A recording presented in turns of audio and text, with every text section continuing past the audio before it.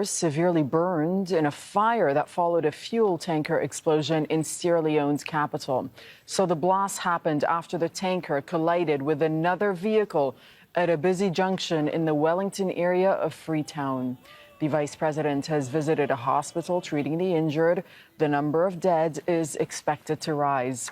Omar Fofanah is a journalist. He's joining us from Freetown in Sierra Leone, where I believe you're at the scene of that accident, Omar.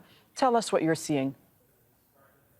Yes, please. I'm right at the scene. You can see just behind me here the wreckage of the tanker into which a truck rammed last night.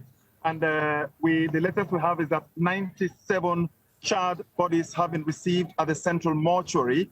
That is according to the mortuary officials. And there are more than 100 people who are injured and admitted at various hospitals across the country. The health area has been stretched, with hospitals asking for everything that they need to be able to respond. Most of those more than 100 patients who are currently admitted are said by the country's Deputy Health Minister, Dr. Amara Jambai, to be critically injured. And it's a matter of time, he says, before the death toll rises. So, as you can see here right now, there are lots of people in the background here, people expressing concern and some people wailing. Tell us more about how this actually happened.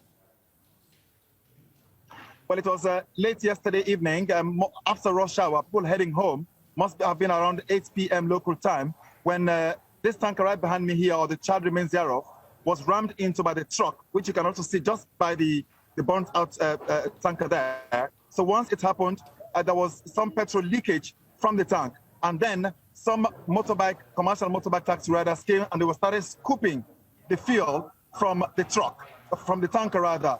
And then there was a traffic holdup in this area, so that when there was a fast ball that, more or less came out shortly afterwards, we don't yet know what caused the explosion. But once it happened, then those who were trapped in the traffic in their vehicles, the explosion hit them, the fireballs more or less snowballed the whole area. And many of those who died or there were burnt inside their vehicles. And a lot of others who died were the motorbike taxi riders who were scooping fuel from the tanker. We expect, or there are reports, that there will be some sort of emergency response meeting later chaired by the country's vice president. What do we expect to happen there? Yes, the country's president is at the climate summit in Scotland, so the vice president is acting, and there is an emergency response meeting which is scheduled to happen any moment from now, which will be chaired by that vice president.